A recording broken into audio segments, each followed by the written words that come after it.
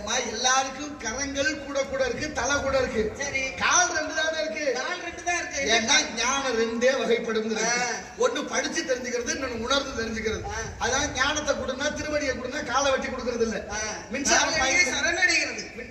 மின்சாரம் பாயும்னா எல்லாருக்கும் தெரியும்.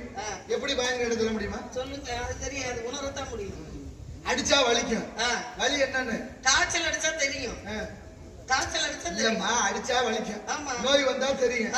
நோய் வந்த விஷயத்தை எப்படி தெரிஞ்சுக்கிறது? தெரிஞ்சுக்க முடியாது. அவங்களுக்கு வந்தா தான் தெரியும். அது சரி, அவங்களுக்கு வந்தா தான் தெரியும். உனக்கு வலிக்கிறது எனக்கு எப்படி தெரியும்? கண்டிப்பா தெரியாது. ஆனா பிள்ளைக்கு வலிக்கிறது தாய்க்கு தெரியும். கண்டிப்பா தலைக்கு இருக்கிற பிள்ளை உணர முடியும். இருக்குல்ல, அதான் ரத்த சொந்தம். புரியுதா? அந்த உணர்தல், அதான் உணர்ந்தால் அன்று உணர்த்தம். ஒவ்வாததன உணர்வித்ததுதான் என்று நிகழ்த்திகள் வேலவன் ஒவ்வாதன உணர்வித்ததுதான். நான் வேற கூடவே பேசிக்கிட்டே இருக்கேன். இல்லைங்க சாமி, நீங்க பேசுறத உலகம் ரசிக்குதான் என்னமோ நான் ரசிச்சுட்டு இருக்கேன். ஆனா இப்படி உள்ளவர்களுக்கெல்லாம் என்ன அப்படின்னா, நீங்க நான் உங்களை ஒண்ணு கேக்குறேன். துரோணாச்சாரியார் வந்து பாண்டவர்களுக்கும் குருவா இருந்தாரு, கௌரவர்களுக்கும் குருவா இருந்தாரு. அதே துரோணர்கிட்ட ஒருத்தன் வந்து நான் விழுப்பயிற்சி கத்துக்கணும், எனக்கு கத்துட்டாங்க, நீங்க பெரிய ஆசிரியர் தானே, எல்லாத்துக்கும் அறிவை போதிக்கிறீங்க, எனக்கு நீங்க சொல்லி கொடுக்கணும் அப்படின்னு சொன்னாரு. அவரு சொல்லி கொடுக்கல. அதுக்கு 1000 காரணம் இருக்கட்டும். ஒரு மாணவன் நான் கத்துக்கிறேன், உங்க அறிவை நான் பெற்றுக்கிறேன், எனக்கு சொல்லி கொடுங்கன்னு கேட்கும் போது ஒரு ஆசிரியர் சொல்லி கொடுக்கலாமா வேண்டாமா? கொடுக்கணும். ஏன் அவர் கொடுக்கல? ஏன் கொடுக்கலன்னா ஒரு ஒப்பந்தம் அங்கிட்டு போட்டாச்சு. என்ன ஒப்பந்தம்? என்ன ஒப்பந்தம்னா, அப்ப துரோணரும் சரி துரோணருடைய மகள் 2 பேரும் இந்த நாட்டை விட்டு வர்றாங்க. துருபத மன்னனும் அவரும் ஒன்னா படிச்சவங்க. ஒரு முனிவர்கிட்ட படிக்கும் போது நண்பர்கள். அவர் மன்னர் மகன், இவர் ஒரு முனிவர். சின்ன பிள்ளைல படிக்கிறாங்க. குருநாதத்தை படிச்சுக்கிட்டே இருக்கிற போது அவர் சொல்லுவாரு, ஆமா சிநேகிதன், நண்பன் தான். எங்க அப்பாவுக்கு பிறகு நான் தான் மன்னனாக போறேன். நான் மன்னன் ஆயிட்டா எங்க ஊர்ல என் நாட்டுல உனக்கு கொஞ்சம் இடம் தர்றேன், நீ கவலைப்படாம இருக்கிறா நண்பான்னு சொல்லி வச்சிருப்பாரு. சின்ன வயசுல சொல்லிக்கிட்டாங்க. 2 பேரும் படிச்சு முடிச்சதுக்கு அப்புறம் அவர் போனாரு, துருவத மன்னன் ஆயிட்டார். மன்னன் ஆனதுக்கு அப்புறம் இவர் பார்த்தாரு, ரொம்ப வறுமையில இருக்க துரோணருக்கு பிள்ளைக்கு பால் வாங்க கூட வழி இல்லை. ஆமா, தாயும் பிள்ளையும் கூட்டிக்கிட்டு துருவத மன்னன் நாட்டுக்கு போறாரு. அரசபையில போய், மன்னா என்ன யாரும் தெரியுதா? நம்ம 2 பேரும் ஒன்னா படிச்சோம். நம்ம படிக்கும் போது நீங்க இந்த மாதிரி சொன்னீங்க, எனக்கு இடம் தர்றேன்னு, கொஞ்சம் இடம் கொடுக்க, ரொம்ப வருமப்படுறேன், பிள்ளைய வச்சுக்கிட்டு கஷ்டப்படுறேன்னு இவர் கேட்கிறாரு. சின்ன வயசுல நடந்ததை ஞாபகம் வச்சு கேட்கிறாரு. ஆனா அவன் மறந்துட்டேன். அப்படி எல்லாம் சொல்லல. ஒரு சாதாரண புனிவரோட போய், ஒரு அந்தனரோட போய் நான் நண்பனா இருந்திருப்பா, நான் நாட்டை ஆளுற மன்னன், அதெல்லாம் முடியாதுன்னு மறக்கிறேன். மறந்துட்டாரா? கொடுக்க கூடாதுன்ற என்ன வகுத்தாரா? மறந்துதான். வினை உறுத்து பிள்ளைங்க கொடுக்க கூடாதுங்கிற எண்ணம் திரும்ப உள்ளிய தெல்லியராயினும் ஊழ்வினை மெல்ல மெல்ல நுழையும் வந்தது இல்ல. அதான் வினை விளைச்ச வினை இருக்குது. நீங்க கதையில என்ன வேணாலும் பேசலாம், ஆனாலும் கதையினுடைய கருவை மாற்றி மட்டும் போயிடக்கூடாது. அதுதான் இங்க இருக்க வழக்காடு. எனக்கு என்ன ஒரு சந்தேகம், நீங்க சொல்றதை நான் ஏத்துக்கிறேன். எனக்கு என்ன சந்தேகம், ஒரு மனிதன் பெரியவர், அவரு அன்னைக்கு சின்ன குழந்தையா இருக்கலாம், குழந்தைங்க மறக்கலாம், உங்களை போன்ற பெரியவர்கள் மறக்கலாமா? கொடுத்த வாக்கு கற்புக்கு மேல அப்படினாங்க. கொடுத்த வாக்கு அவை பிராடி சொல்றா, ஒரு வார்த்தை வெல்லும், ஒரு வார்த்தை கொல்லும். கொடுத்த வார்த்தை கற்பு என்பது உடல் சம்பந்தப்பட்டது அல்ல. அவ சொல்றா மனம் சார்ந்ததுன்னு சொல்லுது. மனம் சார்ந்தது, வார்த்தை சார்ந்தது. இந்த வார்த்தை எவன் ஒருத்த வாக்கு கொடுத்துட்டு மாறுறானோ அவன் கற்பை விட மோசமா கெட்டு போயிட்டான் அப்படின்றது. மனிதனுக்கு நாணயம் வேணும், நாணயம் வேணும், சொல்லி சுத்த. காந்தி மகாத்மா சத்திய சோதனை நூல் எழுதினாரு. எதனால? ஹரிச்சந்திர நாடகத்தை பார்த்துட்டு, சத்தியவதிங்கிற சந்திரவதியினுடைய தன்மையை பார்த்துட்டு. அதனாலதான் அவரு 37 வயசுக்கு மேல தூய பிரம்மச்சாரி. மகாத்மா 37 வயசுக்கு மேல மனைவியை மனதாலும் தீண்டாங்க. அந்த சரித்திரம் சொல்லுது. அது மாதிரி அவர் நினைச்சாரு. துரோணருக்கு ஞாபகம் இருந்துச்சு, துருபதனுக்கு ஞாபகம் இல்லை. துருபத ஞாபகத்தை மறுக்கிறேன். கடைசியா கேட்டாரு, நீ ஒண்ணு நாடு கொடுக்க வேண்டாம், வீடு கொடுக்க வேண்டாம், ஒரு பசுமாடு கொடு, இந்த பிள்ளைக்கு பால் இல்ல அப்படின்னு கெஞ்சினாரு. அவன் அதை கூட கொடுக்க மாட்டேன்னு மறந்துட்டான். எனக்கு ஒரு பசுவோட கொடுக்கல இல்ல, உன்னை என் தேர்கால் கட்சிகளுக்கு உனக்கு அவர் சாபத்தை கொடுத்துட்டு வர்றாரு, உன்னை என்ன செய்யறேன் பாருன்னு சொல்லிட்டு வந்துடுறாரு. அப்படி வர்ற போதுதான் இந்த அயோத்தியில பாண்டவர்களும் கௌரவர்களும் விளையாண்டுக்கிட்டு இருக்காங்க. விளையாடுற நேரம் ஒரு பந்து தவறி போய் ஆழ்துளை கிணற்றுக்குள்ள விழுந்துருது. ஆழ்துளை கிணற்றுக்குள்ள விழுந்தோட எடுக்க முடியாம எல்லாரும் தடுமாறுறாங்க. இப்ப அவர் வர்றாரு, வந்தவர் பாக்குறாரு, துருன்னு அர்ச்சனை இருக்கிறார். அர்ச்சனை தம்பியை கூப்பிட்டு, இந்த பந்தை எடுக்கணுமா தம்பி, நான் சொல்றதை செய்தியா அப்படின்னு சொல்லி கொடுக்குறாரு. அதை செஞ்சா பந்து மேல வந்துருச்சு. இப்ப இதை பார்த்தோன்னே மாணவர்கள் எல்லாம் சந்தோஷப்படுறாங்க. இப்படி ஒரு வித்தையா, இவரே நமக்கு வாத்தியாரானது எல்லாரும் போய் முன்னோர்கள்ட்ட சொல்ல அவங்க தான் கொடுத்து நியமனம் பண்றாங்க. அப்ப நியமனம் என்ன பண்றாங்க, என் மாணவர்கள் எல்லாரும் கத்து முடியறதுக்குள்ள அது வரைக்கும் வேற யாருக்கும் கத்து கொடுக்க மாட்டேன்னு ஒப்பந்தம் போடுங்க. இப்ப அவர் ஒரு ஒப்பந்தம் போட்டாரு, எனக்கு குரு காணிக்கா நீங்க எதுவும் தர வேண்டாம், நான் ரெண்டு தரப்புக்கும் சொல்லிக் கொடுக்குறேன், பாண்டவர்களுக்கும் கௌரவர்களுக்கும் சொல்லிக் கொடுக்குறேன், அது வரைக்கும் யாருக்கும் சொல்லிக் கொடுக்க மாட்டேன். ஆனா அர்ஜுனன் எனக்கு ஒரு விஷயம் செய்யணும். என்ன, என்னோட இருந்த நண்பன் என்னை ஏமாத்திட்டான், அவனை தேர்காலில் கட்டி இழுத்து வர்ற அளவுக்கு எனக்கு ஒப்பந்தம் போடணும்னா அவர் ஒரு ஒப்பந்தத்தை போட்டார். அப்படி அர்ஜுனோட ஒப்பந்தம் போட்டதுனாலதான் துருவதனை தேர்காலில் கட்டி இழுத்து வந்தான். ஞாபகம் இருக்கா? இழுத்து வந்ததுக்கு அப்புறம் அவர் பார்த்தாரு, தேர்காலில் கட்டி என்னை அவமானப்படுத்தினா இதுக்காகவே தவம் செய்து 2 பிள்ளையை பார்க்கிறேன். ஒண்ணு பாஞ்சாலி, அடுத்து துருவதன் மகன். 2 பேர்னாலையும் உனக்கு ஒரு வீழ்ச்சியை ஏற்படுத்துறேன்னு இந்த போட்டி அங்க இருந்து ஆரம்பிக்குது. இது மகாபாரத கதை. இதுல என்னன்னா, இவ்வளவு ஒப்பந்தம் இருக்கும்போது இன்னொரு வந்து கேட்கிறேன், சொல்லி கொடுக்காம இருக்கலாமா? வாத்தியார் தர்மதான் கேட்டியல்ல, கேட்டவை ஏகலைவன். ஏகலைவன் ஒரு மலை ஜாதி வேடுவர் இனவன். அதை வந்து கேட்கிறேன், இவர் மறுக்கிறார். இது மறுத்தது காரணம் இதுதான், இந்த ஒப்பந்தத்தினால நான் சொல்லிக் கொடுக்க முடியாது. அவன் பார்த்தா தீட்சையில பலது இருக்கா, மானச தீட்சை, தட்சி தீட்சை, பரிச தீட்சை அப்படின்னு தீட்சை இருக்கு. இந்த தீட்சையில மானச தீட்சைங்கிறது ஒன்ன கடைபிடிக்கிறான். மானச தீட்சைனா என்ன? ஏகலைவன். துரோணர் மாதிரியே ஒரு உருவத்தை செய்யணும். அந்த உருவத்தை வச்சு அவரை குருநாதரா பாவிச்சு மனசுக்குள்ளேயே வித்தியை கத்துக்கிறேன். சில பிள்ளைகளை பாரு, பள்ளிக்கூடம் நடக்கிற பக்கத்துல இருந்து வேடிக்கை பார்த்துக்கிட்டே இருப்பான். வாத்தியாருக்கு பாடம் நடக்கிறது உள்ள போறதுக்கு இல்ல, அவன் படிக்காத பிள்ளையா இருப்பான், அப்படியே பார்த்துக்கிட்டே இருப்பான். அவனுக்கு சில விஷயங்கள் நிறைய தெரியும். என்னன்னா, கல்விக்கு மீறிய அறிவு ஒன்று இருக்கு. அதுதான் சொன்னாங்க, கண் பார்த்தால் கை செய்யும் அப்படின்னாங்க. தன்னுடைய குருமாரி களிமண்ணை எடுத்து உருவப்படம் செய்து கண்ணை மூடிக்கிட்டு நீங்க கத்து தராடி போங்க, நீங்க மாணவர்களுக்கு சொல்லி தரீங்கல்ல, அத பார்த்து நான் கத்துக்கிறேன் அப்படின்னு மறைந்து இருந்து அவன் பார்த்தாலும் அவன் வந்து உறுதியோட இருந்தான், இதை கத்தே தீரணும் அப்படின்னு. ஒரு ஆசிரியர் சொல்லி கொடுத்ததை பார்த்து கத்துக்கிட்டவன் அறிவாளி தானே. அதுதான் மிகப்பெரிய அறிவாளி தான் ஏகலைவன், அறிவாளி. ஆனா ஏகலைவன் இருந்தா அர்ஜுனனுடைய பேரு நிலைக்காது. ஒருத்தனை தாழ்த்தித்தான் ஒருத்தன் உயரணும்னு மகாபாரத கதையில ஒரு அரசியல் நுணுக்கம். சரி, இங்கேயும் அப்படித்தான் இருக்குது. ஒரே கட்சிக்குள்ள இருந்தாலும் நமக்கு போட்டி வந்துட்டா போட்டி தூக்கி வாங்கி தெரியுதா இல்லையா? உலகத்துல இப்ப எல்லாரும் உங்க அப்பா வந்து இங்க நாடக உலகத்துல சொல்லு பேச்சு கேட்காம போனா நம்மளை கட்டுப்பாடு பண்றதுக்கு நிறைய கட்டளைகள் இருக்கு. சாமி, உங்களுக்கு குரு யாரு? எனக்கு எங்க பாட்டு தாத்தாதான். மகாவிஷ்ணு. ஆனா எனக்கு காண வந்துங்கிற கோட்டை அவர். எதுக்கு கேட்கிறேன் அப்படின்னா, சில பேர் கேட்டா உடனே என்ன வாத்தியார்னு சொல்லுவாங்க, அது ஒரு இருக்கு. ஆனா நீங்க கதையோட சொல்லியிருக்கீங்க, ரொம்ப சந்தோஷம். எதுக்கு கேட்கிறேன் அப்படின்னா, போயிட்டே இருக்கு, அது போய்கிட்டு இருக்கு. அது ஆமா, ஏன்னா உருவாகப்பட்டவர் எத்தனை வேணாலும் இருக்கலாம். ஒரு கலைஞனுக்கு உருவாகப்பட்டவர் என்னை பொறுத்த வரைக்கும் எல்லாரும் மாத்தி, இங்க இருக்கிற அத்தனை பேரும் மாத்தி. கண்டிப்பா. ஏன் காரணம், ஒவ்வொருத்தவங்கள்ட்டையும் ஒவ்வொரு அறிவு, ஒவ்வொருத்தையும் ஒரு விஷயத்தை நம்ம ஒரு விஷயம் கத்துக்கலாம். அதனாலதான் கல்வி கரையில கற்பவர் நாள் சிலர். கண்டிப்பாக. எனக்கு நாடகத்துக்கு ஆசிரியர் ஐயா ஜி.என். ராஜப்பா ஐயா அவர்கள் சங்கரதாஸ் சுவாமியை நேரடியா பார்த்தவர். நம்ம புதுக்கோட்டையிலே முன்னாள் கௌரவ தலைவராக இருந்த ராஜப்பா ஐயா, நாரதர் முத்தப்பா பாத்தீங்கல்ல, அவருடைய வாத்தியார் தான் எனக்கு வாத்தியார். ஆமா, அவர் தான் என்னை கொண்டு போய் படிக்க வச்சவர். இது எவ்வளவு பெரிய விஷயம். எனக்கு அப்புறம் எங்க வாத்தியார் யாருக்கும் சொல்லிக் கொடுக்கல. நான் தான் நிறைவான மாணவன். எதற்காக கேட்கிறேன்? கண்டிப்பாக நிறைவான மாணவனாக இருந்தாலும் இருப்பினும் அந்த மேடைக்கு பொருத்தமா அப்படியே அந்த மகாவிஷ்ணு அப்படி நம்ம கையில ஒண்ணு இல்லமா, அப்படி கிடையாது. அவனுக்கு ஒரு அனுபவம் இல்ல இல்ல இல்ல, அப்படி கிடையாது. அந்த பொருத்தமா அப்படின்றது ஒண்ணு இருக்கு உங்ககிட்ட, அது தெய்வீக நிறைந்த பொருத்தமா இருக்கு. நான் உங்களுக்காக சொல்லல, உண்மையில சொல்றேன். அதனால இந்த இடத்துல நீங்க வந்திருக்கிறீங்க. என்ன விஷயம், எதுக்காக நான் ஒரு வார்த்தை கேட்டேன் உங்கள்ட்ட. இப்ப எல்லாருமே பெரிய ஆளா வந்ததுக்கு அப்புறம் 10 சிசியர்களை உருவாக்குவாங்க. நீங்க நாரதர் கதையோட கேட்கிறேன், யாரையாவது சிசிய பிள்ளைய உருவாக்க கதையோட நினைக்கிறீங்களா, இல்ல கதையை தாண்டி ஒரு 10 பேரை உருவாக்கணும் நினைக்கிறீங்களா? இல்லையா? கதையை தாண்டி உருவாக்கணுங்கிற ஆசை நிறைய இருக்கு, கதைக்குள்ளேயே உருவாக்கணுங்கிற ஆசையும் இருக்கு.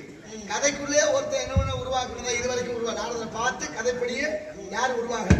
காரணம், நான் பிரம்மச்சாரி, மூவாசி இல்லாதவன், அதை விட ஒரு நாளைக்கு ஒருத்தர் தங்காத. அதனால அவர் இந்த எண்ணத்தினாலே பல கதைகள் இருக்கு. ஆனா கதையை தாண்டி கத்துக் கொடுக்க நினைக்கிறேன். முதல்ல தமிழ் உச்சரிப்பு இருக்கணும். இல்லைன்னா அது வாழைப்பழம் கோயில். அந்த உச்சரிப்பு இல்லாம இருக்கக்கூடாது என்பது மிகப்பெரிய மனதில் வலிமையா இருக்கிறது. அது மாதிரி மாணவர்களா வர்றவங்க ரொம்ப கத்துக்கிறோம்னா, நிறைய விஷயத்தை ஆராய்ச்சி பண்ணணும். யோசிச்சுக்கிட்டே இருக்கணும். கல்வி மிக உயர்ந்தது. அதை விட இந்த சிந்தனை என்பது ஒரு விஷயத்த தெரிஞ்சுக்கிட்டோம்னா அதுக்கு பேர் தெளிவு. அந்த தெளிவான விஷயத்த எப்படி பேசணும்னு தெரிஞ்சுக்கிட்டோம்னா அது அறிவு. எப்ப பேசணும்னு தெரிஞ்சுக்கிட்டோம்னா அது ஞானம். ஏன்னா குரு இல்லாமல் கற்ற கல்வி முழுமை பெறாது அப்படின்னாங்க. குரு இல்லாத கற்ற கல்வி குருட்டு வித்த அப்படின்னு சொன்னாங்க. எதற்காகனா இப்ப நான் கேட்ட கேள்விக்கு நீங்க அருமையான அறிவோட இருக்கணும், தெளிவான பேச்சு இருக்கணும் அப்படின்னு உங்களை போன்ற பெரியவர்கள் நினைக்கிறது. இனிமே கத்து கொடுக்கிறது அது என் பேர சொல்லி 2-3 பேர் இருக்கா தெரியுமா இல்லையா? அது அப்படி அந்த வார்டு அப்படி வருது, அதை பண்ணணும்னு நினைக்கிறாங்க பாத்தீங்களா? அதே பெரிய வாழ்த்துக்கள். இல்ல இல்ல உங்ககிட்ட வந்து கத்து காட்டி உங்களை மாதிரியே பண்ண முத்து சிற்பி ஆண்ட பிடிச்ச பிள்ளை அவருக்கு வாத்தியார் ஐயா ராமையா அவர்கள். சரி, அதுக்கப்புறம் அவங்க அம்மா என்ன பண்ணுதா சுவாமி. அது மாதிரி கலைமதி நம்ம உள்ளதான், அது மாதிரி மகாலிங்க நம்ம உள்ளதான். ஆமா ஆமா, சில விஷயங்களை கத்துக்க. இல்ல எதற்காக ஒரு வார்த்தை கேட்டேன் அப்படின்னா சுவாமி, இப்ப வந்து முன்னாடி காலங்கள்ல பார்த்தா ராஜபாட்டுன்னு முருகன் வருவார் இல்லையா, அவருன்னு வந்து இந்த சம்பவ மகாதேவன் ஞானகுமாரி இதெல்லாம் பாடும்போது கத்துக்க வரவங்க பயப்பட்டாங்க. பயம் இருந்துச்சு, நாரதர் போடுறதுக்கும் ராஜபாட்டு நடிக்கிறதுக்கும் பயம் இருந்துச்சு. இப்பெல்லாம் என்ன தெரியுங்களா, என்னையா 4 மணிக்கு விடுறாங்க, ஒரு 4-5 சினிமா பாட்டு தானே அப்படின்னு சொல்லிட்டு யாரு ஒரு ஞானம் இல்ல ஒண்ணும் இல்ல, நிக்கிறது மேடையில ஒரு பொருத்தம் இல்ல, ஆனா ஆள் சேர்க்கிறாங்க. அதை மட்டும் நான் சொல்றேன் உங்ககிட்ட. எதுக்கு ஆள் சேர்க்கிறாங்க? உண்மையில சொல்றேன், ஆள் தான் சேர்க்கிறாங்களே தவிர நல்ல தொழிலாளிகளை உருவாக்கணும்ன்றது யாரும் நினைக்கல. தெரியுமா உனக்கு? சொல்லுங்க. நீ சொல்ற கதையை நான் புராணத்துல சொல்றேன். வைப்பூர்னு ஒரு ஊர். வைப்பூர்ல தாமன் செட்டியார்னு ஒருத்தர், அவருக்கு 7 பொம்பளை பிள்ளைங்க. சரி, 7 பொம்பளை பிள்ளைகள் இருந்து அவருக்கு ஒரு தங்கச்சி மயன். தங்கச்சி இறந்த உடனே மயன் வீட்டுல மாடா உழைக்கிறேன். ஆனா பொம்பளை பிள்ளைய மாப்பிள்ளையை கட்டுறேன்னு சொல்லிட்டே இருக்காரு. 6 பொண்ணு கட்டியாச்சு, 7ஆவது பொண்ணையும் கட்டுறேங்கிறாரு. ஏன்னா மனைவி அவ்வளவு ஒரு குடும்பக்காரி. அம்மா சொல்றபடியே அப்பா ஆடுவார். இப்ப கடைசியா அந்த பொம்பளை பிள்ளை அழுகிறா, அவனை அழுகிறா. இதுக்கு மேல இருக்க முடியாது. எப்ப என்னை உங்களுக்கு கட்டணும்னு எங்க அப்பா சொன்னாரோ அதனால நான் பாதி மனைவி ஆயிட்டேன். நம்ம 2 பேரும் ஊரை விட்டு போயிடுவோம். அப்படி 2 பேரும் கிளம்பிட்டாங்க. 2 பேரும் கிளம்பி எங்க போறாங்கன்னா நன்னிலம்னு ஒரு ஊருக்கு, திருவாரூர் பக்கத்துல. நன்னிலம் பக்கத்துல திருமருகல்னு ஒரு கோயில். திருமருகல் கோயில்ல மடத்துல போய் படுக்கிறாங்க. படுத்த நேரத்துல அந்த பையனை அரவ தீண்டு இறந்துடுறான். அவ தீண்டல, பாம்பு கடிச்சு இறந்துடுறான். இறந்தோடனே அந்த சவத்தை பார்த்து அழுதுகிட்டு இருக்கா விடிய காலம். இப்ப எல்லாம் கோயில்ல அழுதா சும்மா இருப்பாங்களா? விரட்டிடுவாங்க. அழுதுட்டே இருக்கா. விடிய காலம் 4 மணி. கோயில் அர்ச்சகர் வர்றாரு, பின்னால ஞான சம்பந்தர் வர்றாரு. ஞான சம்பந்தர் வந்தோடனே ஏன் இந்த பொண்ணு அழுகுதுன்னு பார்த்தா அது சிவத்தை பார்த்து அழுகிறா. குழந்தை இறந்துட்டேன் யாருன்னு கேட்டு அவரு இப்ப ஒரு பாட்டு பாடுறாரு. யார பார்த்து பாடுறாரு? சிவனை பார்த்து பாடுறாரு ஞான சம்பந்தர். சடையானை, சங்கரனை, சசிகண்ட மௌலி யானை, விடையானை, வெண்ணீற்றானை, வேதியனை அப்படின்னு ஒரு பாட்டு பாடுறாரு. அப்படின்னா என்ன அர்த்தம்? சடையானை சங்கரனை யாரு? சசிகண்ட மௌலி யானை. சசினா சந்திரன், கண்டம்னா உடைஞ்சது. உடைஞ்ச சந்திரனை நீ வச்சிருக்கிறியே, எல்லாருக்கும் நல்லது பண்ற நீ பூவை இழந்து ஒரு பொண்ணு நிக்கிறா, உயிரை கொடுக்க மாட்டியா? நீ அழகுக்கு தானே அதை வச்சிருக்க. அழகுக்கு இல்ல, அதுக்கு ஒரு காரணம் இருக்கு. அப்படி நீ உதவி பண்ண நீ இல்ல சாமலா போன மன்மதனுக்கு உயிர் கொடுத்த இல்லைங்க சுவாமி. சிவன்னா பிறை இருக்கும், கொண்டை இருக்கும் அப்படின்ற ஒரு பொருத்தம் தானே. நாரதர்னா கொண்டையில பூ வச்சிருப்பாரு. பிறை எப்போ வந்துச்சு? 27 மனைவிகளை மணந்தான் சந்திரன். தக்கனுடைய மகள்கள், எங்க அண்ணன் மகள்கள். அதுல ஒருத்தி மேல மட்டும்தான் அதிகமா பிரியமா இருந்தேன். மத்த மனைவி எல்லாம் போய் புகார் பண்ணிட்டா. அப்பா அக்கா தங்கச்சி எல்லாரையும் கட்டி கொடுக்க நீங்க, ஆனா எங்க வீட்டுக்காரர் எங்களெல்லாம் விட்டுட்டாரு, தங்கச்சி எத்தனை நினைச்சிட்டு இருக்காரு. இன்னொரு பொண்டாட்டி கதைக்கு போயிட்டாரு. வரிசையா வந்துகிட்டு இருக்கு. அவன் சொல்ற பிறந்த கதை சந்திரனை ஏன் வைக்க அவர் சாபம் கொடுத்துட்டாரு. சந்திரன் தேய்ச்சி போக கடவுள். கடைசியா சந்திரன் 15 நாள்ல 14ஆவது நாள் சுத்தமா தேய்ச்சிட்டான். கடைசி பிறையோட போய் இறைவனுடைய அடியில விழுகிறான். அடியில விழுந்தா தூக்கி மடியில தானே வைக்கணும், அவர் தூக்கி தலையில வச்சார். இப்ப தெரியுதுங்களா மக்களே? சந்திரன் வந்து சிவபெருமானுடைய அந்த பிறையாகப்பட்டது தலையில அந்த கொண்டையில ஏன் இருக்கிறாரு அப்படின்றது அருமையான கதை. அதுல இன்னொரு கணக்கு. அவர் ஏன் தேஞ்சேந்திரன் வச்சிருக்காரு வளராம? ஏன்னா நீ மனைவிக்கு துரோகம் பண்ணுவேன், அதனால நான் உன்னை மன்னிச்சுட்டேன்னு தெரிய கூடாது, தண்டனை கொடுத்துருக்கேங்கிறது உலக அறிவுங்கிறது அப்படியே வச்சிருக்கிறாரு. இப்ப என்ன கேட்கிறாரு ஞான சம்பந்தர்? சடையானை அப்படின்னா என்ன அர்த்தம்? நீ என்ன ஓட்டுக்கு ஆள் சேர்க்கிறியான்னு கேட்கிற. இங்க அதுதான் நீங்க சொன்ன வார்த்தை அதுன்னு அங்கதானே வந்த சொல்றது ஒத்துக்கிறீங்களா இல்லையா? என்ன செய்யறது? இல்ல இல்ல நீங்க அப்படி இங்க திரும்புங்க. எல்லாத்துக்குமே அரசியல் இல்ல இல்ல நான் சொல்றத ஆள் சேர்க்கிறாங்களா சேர்க்கலையா, அதுல தொழில் சொல்லி கொடுக்குறாங்களா இல்லையா, ஆள் சேர்க்கிறாங்களா சேர்க்கலையா? நினைக்கிறேன் பெரிய இடத்துக்குள்ள அப்படி இருக்குது. அதுல நீங்க இப்படி சொல்லிட்டு எல்லா கதையும் சொல்லிருவியா? அரமனை கோழி சொல்றதெல்லாம் சொல்லிட்டு என்ன கடைசியில பெரிய இடத்து பொல்லாப்பு எதுக்கு இருக்குது சாமி? எதுக்கு வந்தீங்க? ஒரு சிங்கம் விலங்கு அடிச்சு சாப்பிட்டு காலு தலையெல்லாம் கிடந்துச்சான். அது நாளாக அழுகி ஒரே துருநாச்சான். சிங்கத்துக்கே சங்கடமா போச்சு. என்ன நம்ம இருக்காரு அப்படி நாடுது, யாரையாவது கூப்பிட்டு கேட்போம் அப்படின்னு ஒரு 6 அடி வேங்கையை கூப்பிட்டு இவா தலைவர் இருக்கிறத பார்த்து சொல்லு அப்படின்னு அது போய் சுத்திட்டு வந்து, என்ன தலைவர் இவ்வளவு மோசமா நாடுது, இப்படியா இருக்கிறது அப்படின்னு. ஏண்டா நான் அவனை கூப்பிட்டு அப்படின்னு சிங்கம் ஓங்கி ஒரே ஆளு ஓடி போச்சு. கொஞ்ச நேரத்துல ஒரு யானை வந்துச்சு, அதை கூப்பிட்டு நீ பார்த்து சொல்லுச்சு. அது போய் சுத்திட்டு வந்து நல்லா மணக்கு சந்தனமும் ஜவ்வாது இருந்துச்சு. ஏண்டா பொய் செலவா கூட்டி அந்த அதுக்கு ஒரு ஆளு, ரெண்டும் ஓடி போச்சு. கடைசியா ஒரு நரி வந்துச்சு, நீ போய் பார்த்து சொல்லுச்சு. நரி உள்ள போகையிலே நினைச்சிச்சு, உண்மையை சொல்றேன் அவனையும் அடிக்கிறேன், பொய் சொன்னா அவனையும் அடிக்கிறேன், சரி நம்ம கண்ணத்துக்கு பெரிய இடத்து பொல்லாப்பு, அரமனை கோழி முட்டை அம்பிகளை உடைக்க அப்படின்னு நரி சுத்திட்டு வந்து, தலைவரை ஒரு வாரமா எனக்கு ஜலதோஷம் மூக்கடைச்சிருச்சு ஒன்னும் தெரியலன்னுச்சான். இப்படித்தான் தப்பிக்கிறேன், ஆனாலும் நான் நேர்மையா பேசிட்டு அதிக பகையை உருவாக்கிட்டே இருக்கேன். இல்ல இல்ல அப்படியே நீங்க சொல்லாதீங்க. இங்க பாருங்க, அதிக பகைகள் உருவாக்கி நீங்க சொல்றீங்க, சும்மா நண்டு சிண்டெல்லாம் பேசுறது பயப்படாதீங்க. உங்களுக்கு நாட்டு மக்கள் இருக்காங்க, நல்லவர்கள் ஏன்னா நல்லவர்கள்னா ஆபத்து கூடவே இருக்கணும். நான் உங்களுக்காக சொல்லல, நீங்க கவிராஜன்னா நம்ம ஊருக்கு வரணும்ன்ற அளவுக்கு மக்கள் உங்களை மேல அன்பு வச்சிருக்காங்க. அவ்வளவுதான் முருகப்பெருமானுடைய ரொம்ப ரசிப்பேன். இல்ல ஒரே விஷயம் சாமி, நான் எதுக்கு இதை அழுத்தி உங்கள்கிட்ட கேட்டேன் அப்படின்னா, ஒரு தொழிலாளிக்கு தொழில் சொல்லி கொடுக்கும் பொழுது முழுமையா அதை முடிக்கணும். 2 பாடமா போய் ராஜபாட்டு இப்படி ஒரு வல்லினம் தெரியல, ஒரு மெல்லினம் தெரியல, ஒரு இடையினம் தெரியல, மேடை பேச்சு எப்படி பேசணும்ன்றது தெரியல. ஆனா ஆள் கணக்கு இங்க நிறைய சேர்ந்து இருக்கட்டும், சிரிக்காதீங்க. வந்தது விவரத்தை சொல்லுங்க.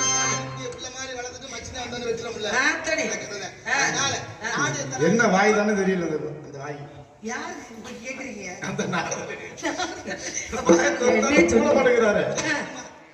நாடு எந்த நாடு எப்போதுமே மடியில இருக்கிறது பூரா கறந்துடணும். அதுதான் நம்மளுடைய சொல்லுவாரு தொண்டை நாடு. ஆரியார் சாமி ஒண்ணு சொல்லுவாங்க, நீர் தேக்க தொட்டியில தண்ணி நிறைய இருந்தா எங்க குழாயத்துல இருந்தாலும் வரும். கண்டிப்பாக. அப்ப என்ன செய்யணும், தண்ணியை ஏற்றி வச்சிருக்கணும். வெறும் தொட்டியில தண்ணி வராது, அதனால அது ஒரு பக்கம் இருக்கட்டும். நான் உங்களை திருப்பி ஒரு சந்தேகம் கேட்கமா? கேட்கணும். அடுப்பா சத்தியமா நான் கேக்குறேன். இந்த கலை உலகத்துல எத்தனை நாடகங்கள் செய்யறீங்க? நான் ஒரு நாடகம் தான் செய்யறீங்க. பள்ளி திருமணத்துல ராஜபாட்சாவும் வருது. ஆமா, ஒரு நாடகத்துல 2 வேடம் விட்டு மக்களுக்கு கருத்து எடுத்து சொல்றீங்க. நான் எத்தனை வேடம் விட்டு எத்தனை நாடகத்துல நடிக்கிறேன்? நாடகம் நடிக்கிறேன். ஒரு 5 நாடகம்னு வச்சுக்கோங்க. வீரமங்கை வேலுநாச்சியார், வள்ளி திருமணம், சத்தியவன் சகோதரி, பவளக்குடி, அரசந்திரா, இதெல்லாம் செய்யறேன். ஆனா வீட்டுக்கு போனா அலுவல் பாதி இழுவல் பாதி. சொல்றேன் இருக்கு. இப்படி 1000 விஷயங்கள் இருக்கு. இத்தனையும் படிச்சுக்கிட்டு வீட்டுல உள்ளதையும் கவனிச்சுக்கிட்டு உங்களையும் வந்து சமாளிச்சுக்கிட்டு இருக்கிறது பெரிய விஷயம். இன்னைக்கு உங்களை சொல்றேன், உங்களுக்கு ஒரு சவால் விடுறேன். இன்னையில இருந்து வர்ற சீசன்ல கவிராஜ மேகலா தான் வேணும்ன்ற அளவுக்கு நீங்க என்னென்ன பேசுறீங்களோ, என்னென்ன படிச்சு வாரிகளை தொட்டு அத்தனை நான் படிச்சுக்கிட்டு கத்துக்கிட்டு வருவேன் மேடையில. வாழ்த்துக்கள், சந்தோஷம்.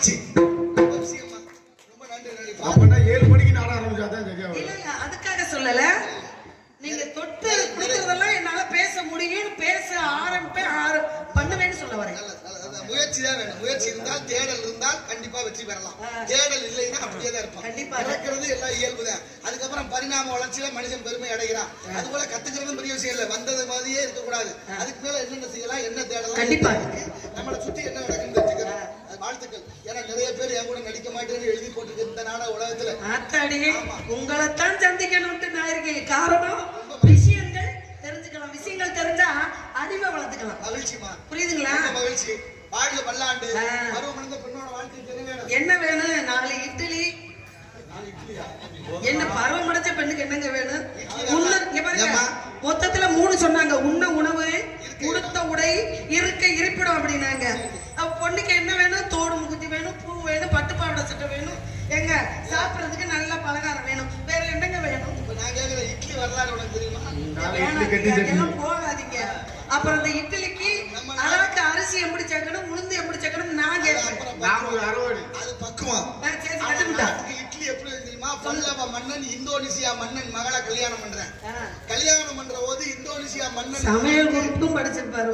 இந்தோனேசியா மன்னன் மகளுக்கு துணைக்கு அங்க உள்ள சமையல்காரர்களை அனுப்பி வைக்கிறார் இந்தியாவுக்கு. சரி, அப்ப அங்க இருந்து வந்த சமையல்காரர்கள் அரிசியை ஆவியில வேக வச்சு சாப்பிட்டாங்களாம். ஏற்கனவே நம்ம கிட்ட உளுந்து இருந்துச்சு, ரெண்டையும் பயன்படுத்தி இட்லியை தயார் பண்றேன். உலக நாடு. அப்புறம் தோசைக்கு ஒரு வரலாறு வேணாம் சாமி, நாளைக்கு பேசுவோம். பக்கத்து ஊர் தான் மாப்பிள்ளை பார்த்திருக்கியா? எனக்கு என்ன குறை? மாப்பிள்ளை அழகா இருப்பாரா? உனக்கும் குறை இல்ல, மாப்பிள்ளைக்கும் குறை. மாப்பிள்ளை அழகா இருப்பாரா? வசதியா இருப்பாரா? நிறைய வசதி. எனக்கு நகை நட்டெல்லாம் நிறைய போடுவாரா? என்ன வேணாலும் கொடுப்பாரு. எனக்கு ஒரு 50 பட்டுச்சலை இருந்தா போதும். இப்ப வந்து 35 தான் இருக்கு. ஒரு 50 பட்டுச்சலை ரொம்ப எல்லாம் வேணாம் சாமி. எனக்கு சாமி அலங்காரம் பண்ணணும்னு ஆசைப்பட்டாரா அருணகிரியார்? முருகனுக்கு அலங்காரம் பண்ணணும்னு ஆசைப்பட்டவரு ரொம்ப நேரம் யோசிச்சிருக்கிறாரு. நீங்க சொன்ன மாதிரி பட்டு ஆடைகளை உடுத்தி வைப்போமான்னு. எவ்வளவு நாள் இருக்கு? கொஞ்ச நாள் ஆனா அதுவும் கிழிஞ்சு வரும். சரி, தலையை சீவிட்டு வெளியில வந்தா காத்து வந்தா கலைஞ்சு போகுது. சரி, முகத்துல என்னென்னமோ பூசி வந்தாலும் அதுவும் வேர்த்தா போயிட்டு. அப்புறம் நகையை வாங்கி கோடி கோடியா வைரம் வச்சாலும் கல்லு இறங்கி போகுது, எண்ணெய் இறங்குது, கெட்டு போயிருது. தங்கம் கலப்படம் ஆகி போச்சு. சரி, வெள்ளிதான் கலப்படமா இல்லைன்னு பார்த்தா அதையும் வேற மாதிரி ஆக்கியாச்சு. சரி, எதுதான் நிரந்தரமா இருக்கா? பூ மாலையா 2 மணி நேரம் 3 மணி நேரத்துல வாடி போயிடும். சரி, எது வாழாதது நிரந்தரமானதுன்னு அவர் யோசிச்சுதான் கடைசியா தமிழ்ல கந்தல் அலங்காரம் பாடு. அப்படி கந்தர அலங்காரம் 108 பாடல், கீழே 6 பாடல் குஞ்சம் போல 100 பகல், ஒரு பக்கம் காப்பு செயல், மொத்தம் 51 பாடல். 51 பாடல் 2 வரிசை, கீழே 6 பாடல். எப்படி நிலையான தமிழோ அது போல தமிழ் கடவுள் முருகனோடு நீ இணைந்து தமிழ் போல வாடாம இருந்தா கிழிஞ்சு போற பாட்டாக எடுக்குது. உங்ககிட்ட பேசி என்னையத்தான் இருக்கட்டும். உங்களையெல்லாம் நாடகத்து போடுறது 1.5 மணி நேரம் 2 மணி நேரம் நிக்கிறீங்க. உங்களையெல்லாம் பட்டிமன்றம் போட்டு கொல்லணும். இருக்கட்டும், பரவாயில்ல, போய்கிட்டுதான் இருக்கு, எல்லாம் தெரியும். இருக்கட்டும். மாப்பிள்ளை முருகனா கட்டிக்க முடியாது. அவரை 2ஆவது தடவை கட்டிக்க முடியாது சுவாமி. ஏற்கனவே திருமணம் முடிச்சிருக்காரு. வாழ்க்கை துணையா வந்து அவரை முருகனை ஏத்துக்க முடியாது. ஏன்னா வட்டி சொத்தை விட்டு கொடுத்தாலும் வாழ்க்கையை விட்டு கொடுக்க மாட்டா பெண்ணு. என்ன வாய் சொல்லுது? பெண் மனசு ஆழமென்று ஆம்பளைக்கும் தெரியும், அது பொம்பளைக்கும் தெரியும். அந்த ஆழத்திலே என்ன உண்டு யாருக்குத்தான் தெரியும். அது உள்ளிருக்கா உள்ளிருக்கா அது யாருக்குத்தான். பெண் மனசு ஆழம் என்று எல்லாருக்கும் தெரியும், அதுக்குள்ள இருக்கிறது யாருக்குமே தெரியாதுன்றக்காக நீங்க உள்ள அந்த உதடு சொல்லுது வேணான்னு உள்ளது இருக்குது அப்படின்னு சொல்றீங்களே சுவாமி. தெரியுமா? பெண் மனசு காட்டு மலிந்து போல் நெஞ்சம் கழுத்தது காட்டு முகம். முகம் தெரியும், கண்ணு காட்டியது என்னென்ன நடக்குது. இருக்கட்டும், லட்சணம்னு ஒரு லட்சணம் இருக்கு.